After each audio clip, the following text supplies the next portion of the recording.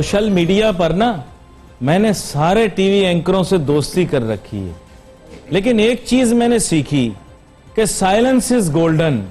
इसलिए ना मैं उनसे कुछ बोलता हूं, ना उनके लिखे पे कुछ और लिखता हूं, बस सिर्फ देखता हूं क्या लिख क्या रहे। जनरल कासिम सुलेमानी का जो वाकया पेश आया, उसके बाद मैंने देखा औफो गवा की महफिल सज गई। तमाम टीवी एंकर ऐसे रोना शुरू हो गए जैसा उनका कोई नजदीकी रिश्तेदार मर गया हो। और जो मैंने देखा, अफसोस के साथ आंसू बच गए थे। बस फेसबुक के ऊपर अगर आंसू होते तो आंसू भी बहा देते। और बड़ा शोर मचाया 2 दिन। तीसरे दिन पता लगा वो जो जहाज था वो ईरान की हुकूमत ने खुद गिरा दिया, ईरान की फौज ने खुद गिरा दिया, जिसे ये इनकलाबी फौज कहते हैं। उसने जहाज गिरा दिया। उसमें ईरान के शहरी भी मौजूद थे, उसमें कनाडा में रहने वाले ईरानी निजात लोग भी थे। फिर एकदम खामोशी, फिर सारे टीवी एंकर चुप। जिसके बाद एक बड़ा ही अहम मसला उठता है, क्या मुल्क के हसास इदारों को क्या यह नहीं चाहिए कि वो एक इन्वेस्टिगेशन लॉन्च करें? ISI, MI को नहीं चाहिए कि वो पाकिस्तान की इंटेलिजेंशिया, इंटेलेक्चुअल्स और मीडिया के अंदर मौजूद उन लोगों के ऊपर इन्वेस्टिगेशन कंडक्ट करे, बिल्कुल जैसे हॉलीवुड के अंदर मैकर्थर्स हुई थी, ताकि इन्वेस्टिगेशन हुई थी, जिसे विच हंट भी कहा जाता है। लेकिन बुनियादी तौर पे उसने कम्युनिज्म का कलाकुंभ कर दिया था अमेरिका में। क्या ऐसी सोच और फिक्र जो इस मुल्क से बिल्कुल तनो तन्हा पनप सकती है, उसकी अफजाइश करना दुरुस्त है? क्या ऐसे लोग, चाहे वो हमारे दोस्त मुल्क की क्यों ना हो, अगर गैर मुमालिक की पॉलिसियों के दिफा में लग जाएं, उनके जर्नैलों की जिंदगी और सेहत के लिए दुआएं मांगते फिरें, क्या ये सवालिया निशान नहीं? उस दिन जब ये मैंने बात की तो जाहिर बात है यहां पर तो लोग कांप से गए, लोग बहुत डरते हैं। ये एक लॉबी है ना, ये एक लॉबी है। देखें, जैसे मशरिक वस्ता के कुछ ममालिक जो हैं वो यहां पर हमारे मुल्क के अंदर चंद लोगों के मुंह में दाना डालते हैं, इसी तरह ईरान की हुकूमत भी क्या करती है, चंद लोगों के मुंह में जो है वो पाकिस्तान में दाना डालती है। और ये लोग अपनी जंग जारी रखते हैं। मेरे प्यारे से मुल्क के अंदर जहां तमाम मसालिक खुशी से रहते हैं, वहां ये फड्डे डालते हैं। ये जो गंद मचाया हुआ है इस मुल्क के अंदर, ये जो मसलकबाजी और ये सब चीजें हो रही हैं, ये सब ईरान जिसे ये कहते हैं, ईरान और मशरिक वस्ता के चंद ममालिक मिलकर ये फैलाते गंद। और चूंकि इनके पास तेल है और नोटू है, हम चुप हैं। इनके पास तेल भी है और नोटू भी है, ईरान के पास भी है और उनके पास भी है। तो ये तेल और नोटू देकर हमारे मुल्क के अंदर हालात को गड़बड़ करते रहते।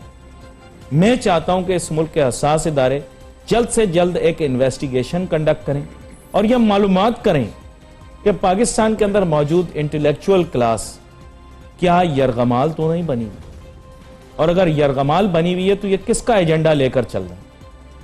क्या यह पाकिस्तान का एजेंडा लेकर चल रहे हैं या और मुमालिक का एजेंडा?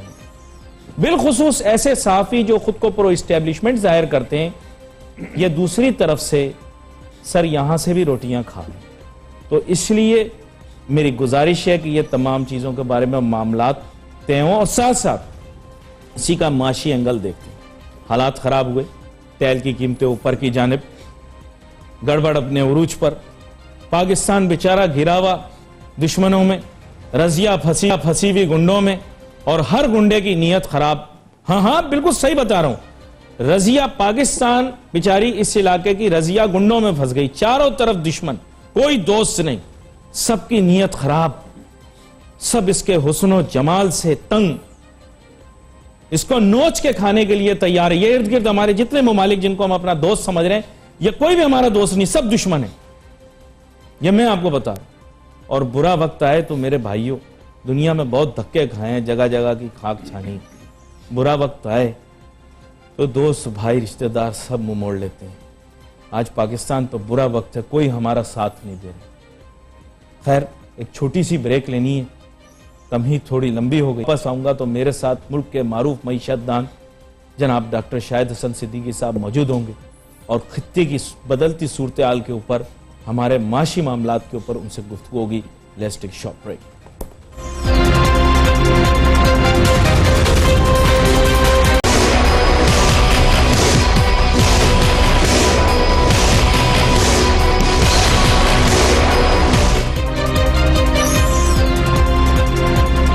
नाज़रीन, वेलकम बैक आफ्टर ब्रेक। खित्ते के हालात के मुतालिक बात हो रही थी। डॉक्टर शाहिद हसन सिद्दीकी साहब मेरे साथ मौजूद हैं, मुल्क के मारूफ मईशतदान है। मजीद तारुफ की मेरे ख्याल इनको जरूरत नहीं।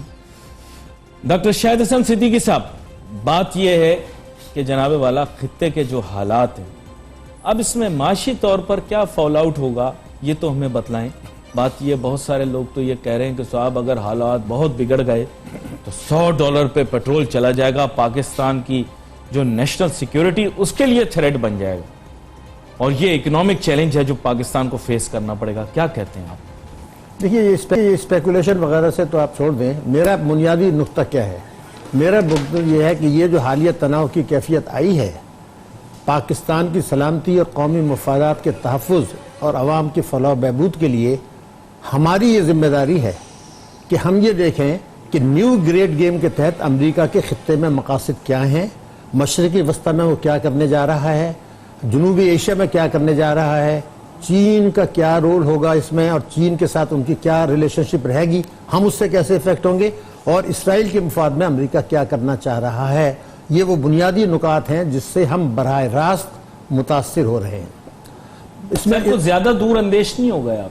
नहीं, ये तो देखे ना, हर चीज़ अब ईरान के साथ हुआ तो आपने शुरू कर दिया जी 100 पे चला जाएगा, 300 पे चला जाएगा। हालांकि सबको पता था जंग नहीं होगी, अमेरिका जंग अफोर्ड ही नहीं कर सकता, ना ईरान कर सकता है, तो वो तो जंग तो होनी नहीं थी, हमें भी पता था। जो आज़ादी की तहरीकें हैं ईरान के सपोर्ट में, वो तो ऐसी की तैसी कर देंगे बाद में। तो अब हमें ये देखना है कि पहले मैं आपसे बता दूं, अमेरिका मशरिकी वस्ता में को गैर मुस्तहकम करना चाहता है, ईरान के साथ तनाव की कैफियत रखना चाहता है। वो ये चाहेगा कि मशरिकी वस्ता में कुछ ना कुछ तनाज़े रहें, जंगी तनाज़े भी रहें, ताकि अल्टीमेटली उसकी कोशिश होगी कि मजीद उनके टुकड़े टुकड़े हों और इसराइल को गालिबन लबनान का कुछ हिस्सा मिल जाए और गोलान हाइट्स का शाम का कुछ हिस्सा मिल जाए, जैसे पहले हुआ। ये खदशा मौजूद है, नंबर 1। नंबर 2, जब आप अपने जनूब एशिया की बात कर रहे हैं तो वो पाकिस्तान को गैर मुस्तहकम करना चाहता है, पाकिस्तान की मईशत को कमज़ोर करना चाहता है। अमरीका, भारत, IMF और फाइनेंशियल एक्शन टास्क फोर्स के ताउन से पाकिस्तान के गिर्द घेरा तंग कर रहा है और हम उसका शिकार हो रहे हैं। एक चीज़। दूसरी बात यह थी कि इस वक्त सूरत हाल ये है कि चीन एक बड़ी ताकत के तौर पर उभर रहा है, और चीन के मुतालिक अब ये दुनिया मान रही है कि 2050 में चीन की मईशत अमेरिका से आगे होगी। आज की तारीख में चीन के रिजर्व जो है वो 3000 अरब डॉलर है, अमेरिका के चंद 100 अरब डॉलर, इतना बड़ा फर्क है। अब चीन 68 ममालिक में जा रहा है जहां 1000 बिलियन डॉलर का इन्वेस्टमेंट कर रहा है। रोड एंड बेल्ट इनिशिएटिव सबसे अहम है उसका, CPEC। अमेरिका की कोशिश होगी कि CPEC को न सिर्फ बदनाम किया जाए बल्कि CPEC को पाकिस्तान के नुक्ता नज़र से नाकाम बनाया जाए, और फिर कहा जाएगा जी मलेशिया में देखिए, मलेशिया ने अलग हो गया, सैलून में उन्होंने कब्जा कर लिया पोर्ट पर, तो पाकिस्तान का भी यही हशर होगा। चीन ये चाहेगा कि पाकिस्तान का उससे फायदा हो या ना हो, लेकिन पाकिस्तान डिफॉल्ट ना करे। वो आपको मोहलत भी देगा, कर्जे भी देगा, पैसे भी देगा। लेकिन अमेरिका की एक और कोशिश है कि चीन को किसी जंगे तनाज़ुर में इनडायरेक्टली मुलविस कर ले, जिसमें हम भी इफेक्ट होंगे और भारत भी इफेक्ट होगा और दूसरे खत्ते भी होंगे। ये वो सूरत हाल है जिसमें इस वक्त हम बैठे हुए हैं। इस सूरत हाल में ये न्यू ग्रेड गेम की मैंने आपको मुख्तसरन बताया। देखिए, मैं मगरिब की जानिब नरम रवैया रखता हूं, इसी सवाल को इस तरह से आपके सामने पेश कर।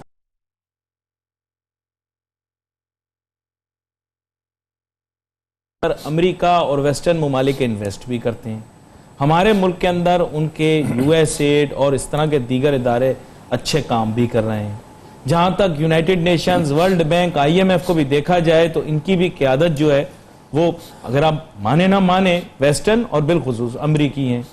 वो भी पाकिस्तान को फंडिंग भी कर रहे हैं, पैसे भी दे रहे हैं, पाकिस्तान के मसाइल हल भी कर रहे हैं। In this scenario America is a stronger strategic partner and ally as compare to China. Let's be very frank, आप जो बात कर रहे हैं मैं उसका काउंटर कर रहा हूं। नहीं, मैं अर्ज कर दूं, काउंटर जरूर करें, लेकिन अमेरिका ने खुद कहा है कि मेरा स्ट्रेटेजिक पार्टनर जो है वो इंडिया है और पाकिस्तान वॉर ऑन टेरर का पार्टनर है। नंबर 1, 1993 से 5 मरतबा आप IMF के पास गए और अब ये 6ठी मरतबा गए हैं और ये बिल्कुल वाज़ेह है कि अब 7वीं मरतबा भी जाएंगे।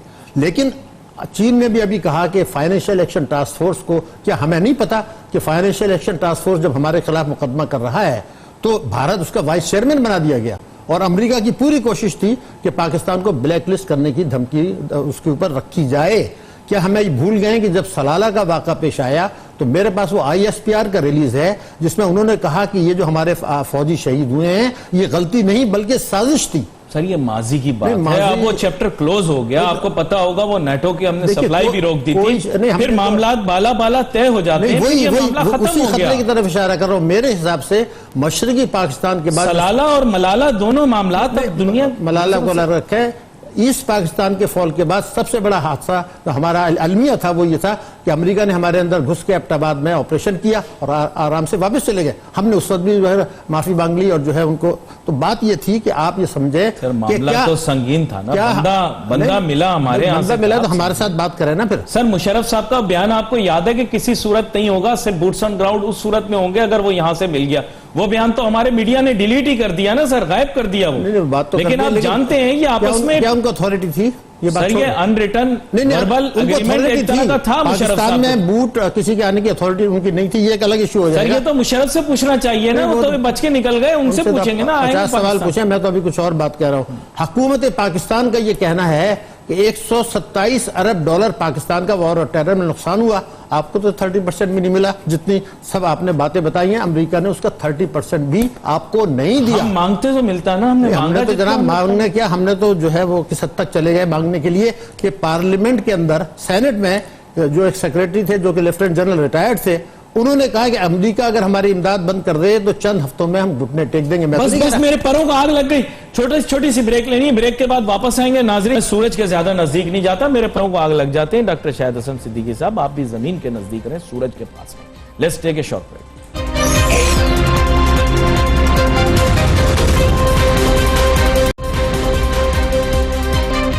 नाज़रीन welcome back after break. Doctor Shahid Hasan Siddiqui साहब हमारे साथ मौजूद हैं।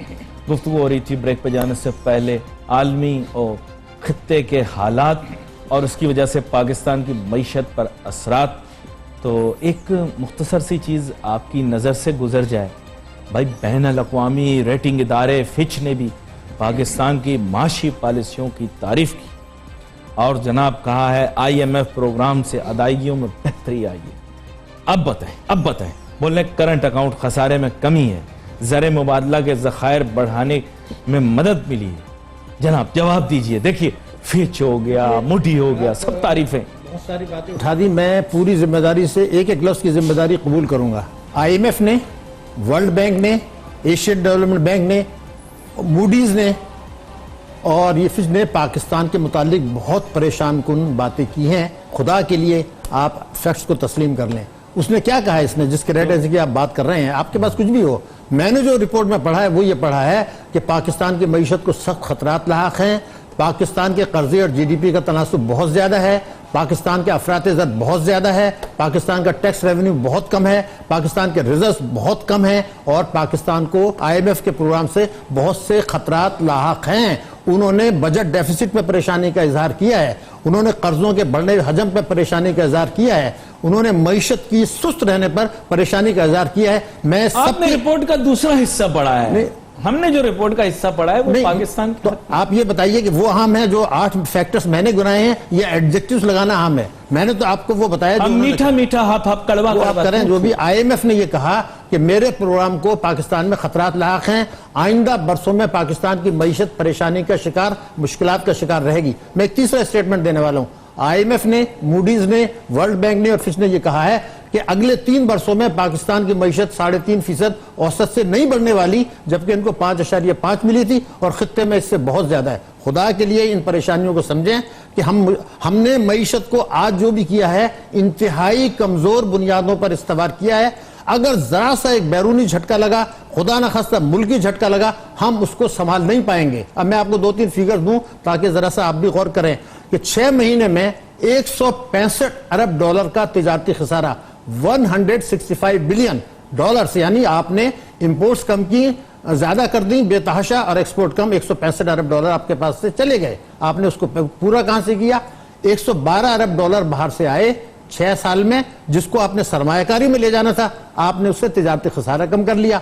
उसमें से मैं दोबारा आपको रिकॉर्ड पर बता दूं, 52 बिलियन डॉलर्स सऊदी अरब और यूएई से आए हैं, जिसको फाइनेंशियल एक्शन टास्क फोर्स के तहत अमेरिका हमारे पीछे पड़ा हुआ है। फाइनेंशियल एक्शन टास्क फोर्स फरवरी में मीटिंग करने वाला है और आईएमएफ ने कहा, झूठ बोला कि पाकिस्तान का पोटेंशियल खतरा है कि हम ब्लैकलिस्ट में चले जाएंगे। हम नहीं जाएंगे, मगर अगर ये 52 बिलियन डॉलर जो यूएई और सऊदी अरब से आए, जिससे आपने तिजारती खसारा कम किया, अगर खुदा न खास्ता इसमें 25% भी अगर कमी करा दें फाइनेंशियल एक्शन टास्क फोर्स, तो आप कहां जाएंगे? जरा ये समझने की जरूरत है। हमने क्या किया है, मैं आपको एक और फिगर दे दूं। मैं एक हुकूमत की बात नहीं कर रहा, 11 और 19 में हमारी रेमिटेंसेस बढ़ी हैं 11 अरब डॉलर और हमारी बरामदात जो गिरी हैं वो 2 अरब डॉलर कम हो गई। तो आप तो उल्टा कर रहे हैं, रेमिटेंसेस को बढ़ा रहे हैं, बरामदात को गिरा रहे हैं। तो ये 13 अरब डॉलर का आपको टीका लग गया। क्या मैं आपको बताऊं, दुनिया के 5 मुल्क हैं जिनका बरामदात और जीडीपी का रेशो जो है वन ऑफ द लोएस्ट है, वो पाकिस्तान उसमें शामिल है। क्या मैं आपको ये बताऊं कि तालीम और सेहत में जो रकूम हम खर्च कर रहे हैं वो अफ्रीका के मुल्कों से, श्रीलंका से, भारत से, बांग्लादेश से कम है। तो सवाल ये पैदा होता है कि आपका ग्रोथ रेट भी कम है, आपका अफरात ज़र भी है। मैं दोबारा कह रहा हूं, आईएमएफ ने, वर्ल्ड बैंक ने, एशियन डेवलपमेंट बैंक ने, मूडीज ने और फिच ने हमारे मुतालिक बहुत परेशान कुन दी है, वो रिपोर्टें दी हैं। उससे आप आंखें ना चुराएं, उसको सामने रखें और दुआ करें कि हम मेहनत करके उसको गलत साबित करेंगे। अल्लाह ने मुझे वसाइल दिए हैं, मेरे मुल्क को दिए हैं, बजाय इसके कि मैं लीपा पोती करके जो है वो उनके नाम से गलत बातें करूं, मैं उनको गलत साबित करके दिखाऊं कि जी नहीं, हमारी मईशत बेहतर होगी। वो कह रहे हैं कि आप 3.5 से आगे नहीं बढ़ेंगे 3 साल में, तीनों कह रहे हैं। 2020 पाकिस्तान की इकोनॉमिक रेवोल्यूशन का दौर होगा, रिकवरी के जो है वो आसमान छुएंगे हम, और क्या हमारी जबरदस्त माशी, अल्लाह चाहे ये सही हो जाए। ये जो बात है, पाकिस्तान में इसकी सलाहियत है, लेकिन आज जो पॉलिसी है, आज जो है, उसकी रोशनी में मैं आपको लिख के दे सकता हूं ऐसा कुछ नहीं होगा। और ये जो 3 इदारे जो मैंने बताए, 4 या 5, ये यही कह रहे हैं जो मैं कह रहा हूं, लेकिन पढ़िए उसको निकाल के। नहीं, हम हमारे पास हमें जो बताते हैं, हम हुकूमत वाले हम मान लेते हैं, आप पूरी रिपोर्ट, आप पूरी ईमानदार है ना। नहीं, पहले वाले हुक्मरान बेईमान थे, ये ईमानदार है, ये जो बोलेंगे सब ईमानदार थे। मैं तो आपको एक स्टेटमेंट दे रहा हूं, नवाज शरीफ के जमाने में मईशत खराब थी, लेकिन मैं एक जुमला कहता हूं, 3 साल जो थे 16, 17 और 18, उसमें हमारा ग्रोथ रेट था 5.1 और हमारा अफरात ज़र था 4%। 3 साल का औसत 5.1 जीडीपी ग्रोथ रेट, अफरात ज़र 4। अब के 3 साल का है 3.5 होगा और अफरात ज़र होगा 9.5 10 के करीब। तो नहीं, लेकिन ये देखे ना, मैं आपको फर्क बताता हूं। पीटीआई वाले मुझे कहते हैं कि पीटीआई से कोई ताल्लुक नहीं है ना, मैं तो मुल्क नहीं, मैं आपकी बात हर मान लेता हूं। हुकूमत को क्या, पीटीआई तो बहुत सी बातें करते रहेंगे, उनको छोड़िए आप। नहीं, पीटीआई ये कहती है कि वो बेईमान थे, उनकी नीयत साफ नहीं थी। हमारी नीयत साफ है, हम ईमानदार लोग हैं। चाहे तरक्की कम हो रही है, इस चीज से कोई फर्क नहीं पड़ता, चाहे गुर्बत में इजाफा हो रहा है, कर्जे से भी फर्क नहीं। तो मैं आपको बता दूं, अल्लाह ताला ने पैगंबरों के अलावा किसी इंसान को यह सलाहियत नहीं दी कि वो दूसरे की नीयत दमे। मैं ये जानता हूं कि पिछले 10 वर्षों में पाकिस्तान का जो बैरूनी कर्जा बढ़ा वो 2300 अरब रुपया सालाना, इस 1 साल में बढ़ गए 10,000 अरब रुपया सालाना। तो मेरा क्या नहीं था, ये कर्जे बढ़ गए, सरमायाकारी गिर गई और अफरात ज़र बढ़ गया, शरह नमू कम हो गया, गुर्बत बढ़ गई, बेरोजगारी बढ़ गई। तो फिर आप किस चीज के रुपए की कदर आपने गिरा दी। शरह सूद आप 13.25 पे ले गए, बाहर जो पैसा 1.5% पे लगा हुआ था वो आपने यहां मंगाया 1.6 अरब डॉलर, उस पर आपने 13.5% दे दिया। क्या बात कर रहे हैं आप यार, हॉट मनी आप ला रहे हैं, ये नहीं होगा। अच्छा, फिर दिल पे पत्थर रख के एक बात बताएं जी, क्या आप ये नहीं देख रहे कि पिछली 4 दहाइयों से पाकिस्तान की मईशत का मुस्तकिल बेड़ा गर्क हो रहा है? बल्कि जो आता है, मैं फिर वही बात करूंगा, फिर जैसे आपने कहा किसी सियासी जमात का नाम लिए बगैर, किसी हुक्मरान का नाम लिए बगैर, क्या मुस्तकिल बेड़ा गर्क नहीं हो रहा और हर दूसरे से मुकाबला कर रहा है कि मैं ज्यादा आगे बढ़ रहा हूं? 1980 से 2018 तक हमारा ग्रोथ रेट था 4.7% और अब जो चल रहा है वो 3.5 चल रहा है। उन्होंने भी तबाही की, इन्होंने भी तबाही की। मैं सिर्फ ये नहीं कह रहा हूं कि वो मुस्लिम लीग अच्छा था या मुशर्रफ अच्छा था। मुशर्रफ ने भी झूठे आदाद शुमार दिए, स्टेट बैंक की रिपोर्ट में लिखा हुआ है कि वो झूठे दावे करता रहा एक्सपोर्ट के। ये बातें छोड़िए, स्टेट बैंक की रिपोर्ट में लिखा हुआ है कि वो सब ऐसे ही झूठा था या सच्चा था, बच तो गया। अब अच्छा, खैर नहीं, मगर एक बात में प्रोग्राम का वक्त खत्म हो गया। मेरी ख्वाहिश ये थी कि आपसे गुफ्तगू जारी रहती, क्योंकि बात वो आ गई कि जो आगे बढ़नी चाहिए, लेकिन we wait for messages on Facebook. Ali Nasir, हमारी टीम को इजाजत दीजिए। अल्लाह हाफ़िज़।